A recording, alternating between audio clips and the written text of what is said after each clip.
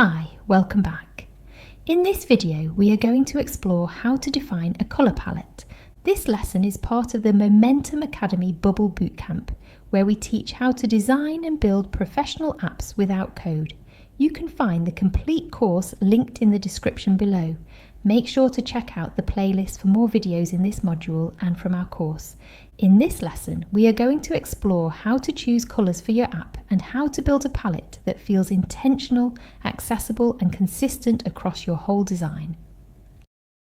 Let's start with a quick example you might recognise.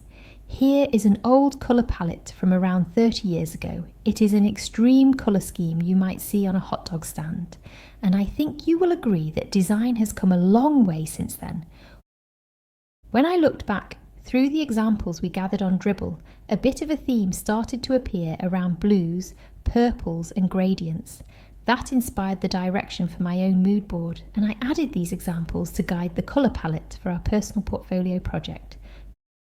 Just like with fonts, there are many tools that help generate colour palettes. Some tools start with one colour and suggest complementary colours that work well with it. Other tools like coolers can generate colour palettes from scratch. These are great for early exploration when you want to quickly see different combinations. One really important concept in choosing colours is contrast ratio. Let me show you an example. Here are two versions of the same button. The first one has a dark background. The second one is much lighter. In both cases, the text is white. What do you notice when you look at them? The darker button is much easier to read.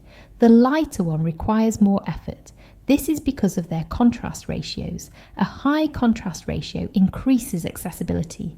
A low contrast ratio makes the text harder to read, especially for people with vision impairments. You can check contrast ratios using a contrast checker. Just search for contrast checker. You can enter your foreground and background colours and see how they score. A 13.7 has excellent accessibility, while a score of 3.6 is considered poor. Once you choose your primary colour, the next step is to define the different states your UI will need. As users interact with your app, buttons change as you hover or press them. These small changes help users understand what is happening. A design that communicates these states feels clearer and more finished. Here you can see a default button, a hover state and a press state. These are important behaviours that should be defined at the design system level. After selecting the primary colour, we also need a gradient of different variants. We will use these variations in many parts of the app. If we chose a purple as our primary colour, a tool like Eva Design can generate lighter and darker versions for us. These are arranged from 100 through 900, with 500 being the primary. In addition to the primary colour, we usually choose a secondary colour and a neutral grey. Grey is a very useful colour because it pairs well with almost anything. It helps support the palette without overpowering it. Here is an example from Tailwind CSS. Each colour group has 10 levels of lightness and darkness.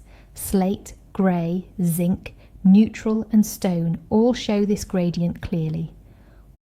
Once we have the primary, secondary and neutral colours, we can organise them by purpose.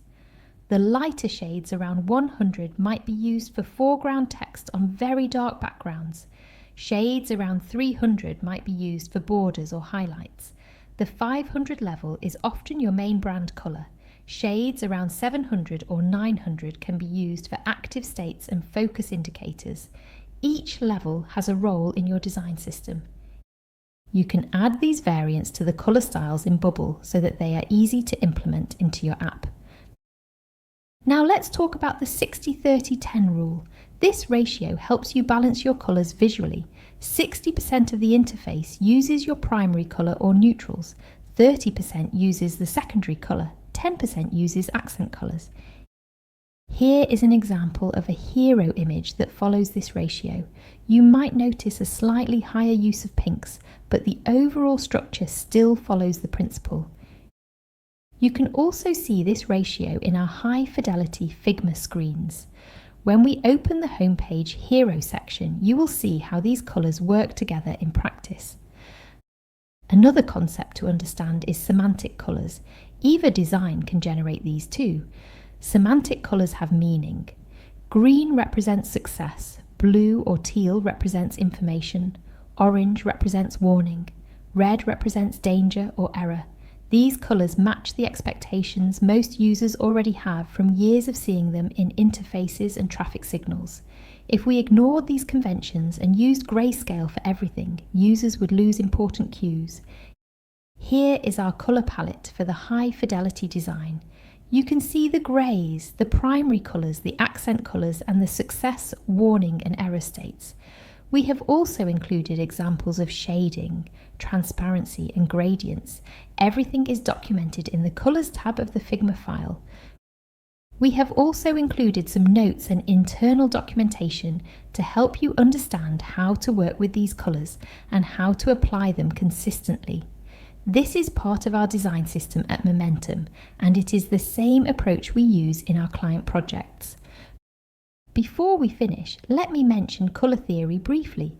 Colour theory is the science and art of how colours interact and how humans perceive them. You can explore this further, but it helps to understand the symbolism of different colours. Blue can convey calm, responsibility or professionalism. Purple can convey creativity or wealth. Green can convey new beginnings and innovation. Red can express passion or danger. These associations can help you choose colours that match the personality of your brand. To summarise this section, start with your primary and secondary colours. Use tools that help you generate complementary colours. Define your full palette, including neutrals and semantic colours. Follow the 60-30-10 rule when applying them. And remember, you can always adapt this palette to fit your own project. Thanks for listening. I will see you in the next lesson where we will explore layout fundamentals.